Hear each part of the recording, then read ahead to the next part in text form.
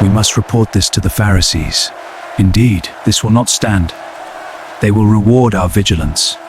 The crowd is blind to the truth." He was dying, and the people who loved him knew there was only one person in the world who could do something about it. So they sent word to him. "Please find Jesus." Jesus received the message, read it, understood exactly what it meant, and did nothing. He stayed where he was for 2 more days, while Lazarus suffered, while Mary wept, while Martha paced the floor, while the family watched their brother take his last breath and die. Jesus, who had healed complete strangers, Jesus, who had restored sight to the blind and cleansed lepers with a single word, Jesus, who had never once failed to help anyone who came to him, deliberately waited and let his friend die. Why? "Master, we must go to Bethany now! Lazarus needs you!" "Not yet. The time has not yet come." "But why delay? The people are waiting." Stay with me to the end, because what Jesus was about to do was a statement, one that would shake the foundations of what is believed about death itself. Hit subscribe so you never miss these stories, and let's get right into it. The Jewish rabbis taught that the soul of a person hovered near the body for 3 days after death, holding on, as it were, to the possibility of return. But on the 4th day, the soul departed completely. The body began to decay, and there was no coming back. 4 days was the point of no return. This wasn't just superstition. It was deeply held theological conviction.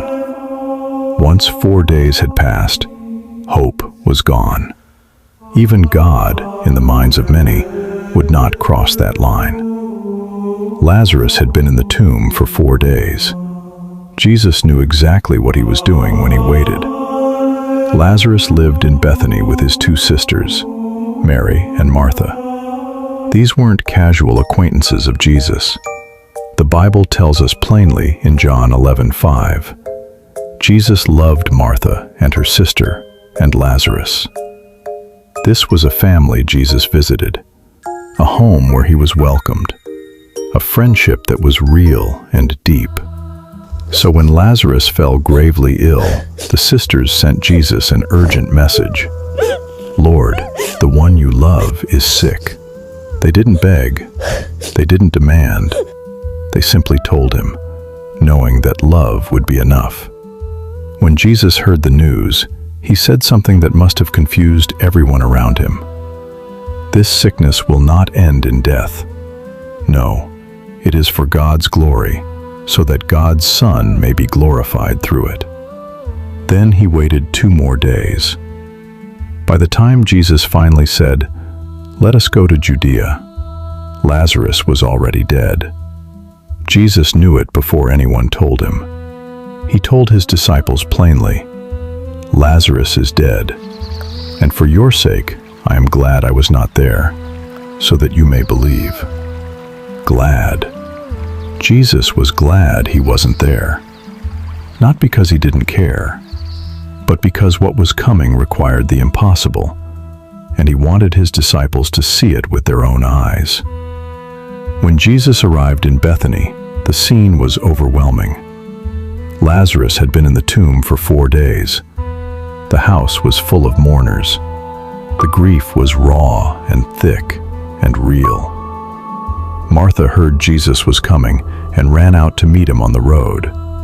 Her words carry the full weight of 4 days of unanswered prayer. "Lord, if you had been here, my brother would not have died. But I know that even now God will give you whatever you ask."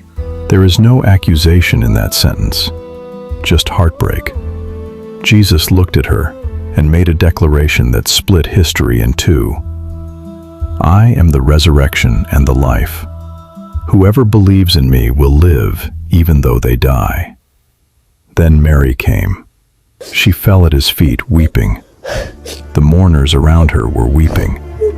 And the Bible records one of the most breathtaking moments in all of Scripture. When Jesus saw her weeping, and the Jews who had come along with her also weeping, he was deeply moved in spirit. Jesus wept. John 11:35. 2 words, the shortest verse in the Bible.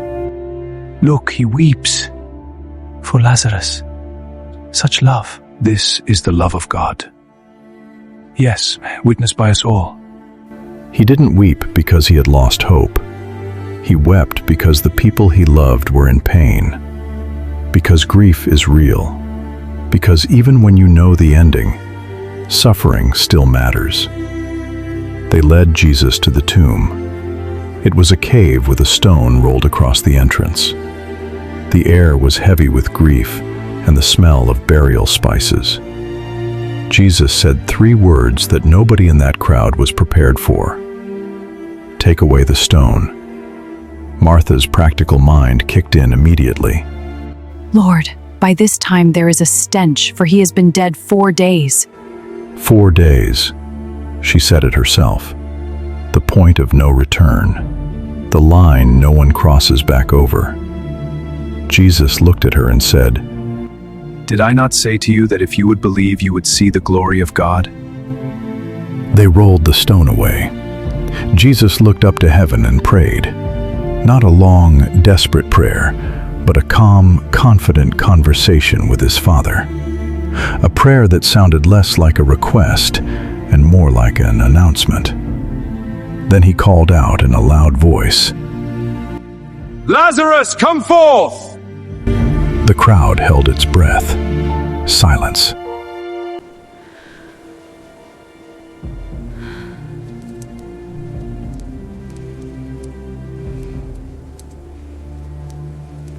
And then, movement from inside the tomb. The dead man came out, his hands and feet wrapped with strips of linen and a cloth around his face. He was alive, walking out of his own tomb. Jesus simply said, Take off the grave clothes and let him go.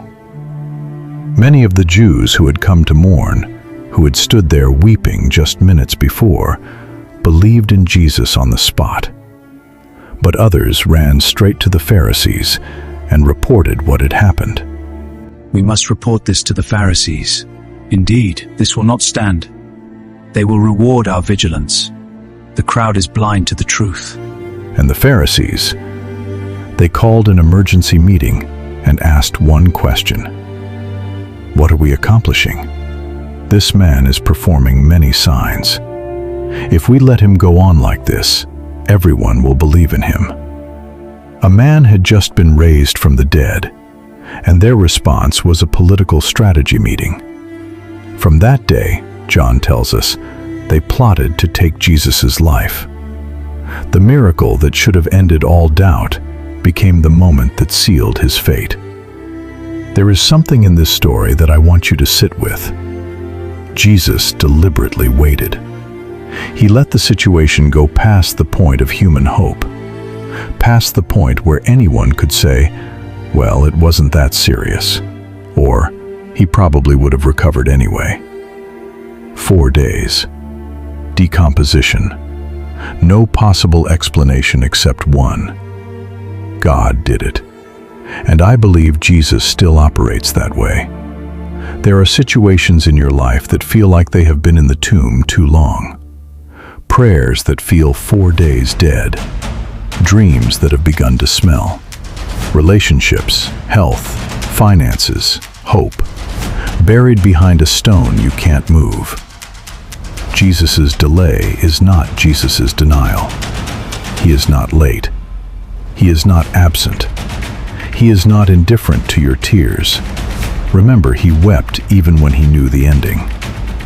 He is positioning you for a miracle that nobody can explain away. The same voice that called Lazarus out of a 4-day tomb is still speaking today. And what he calls must come forth.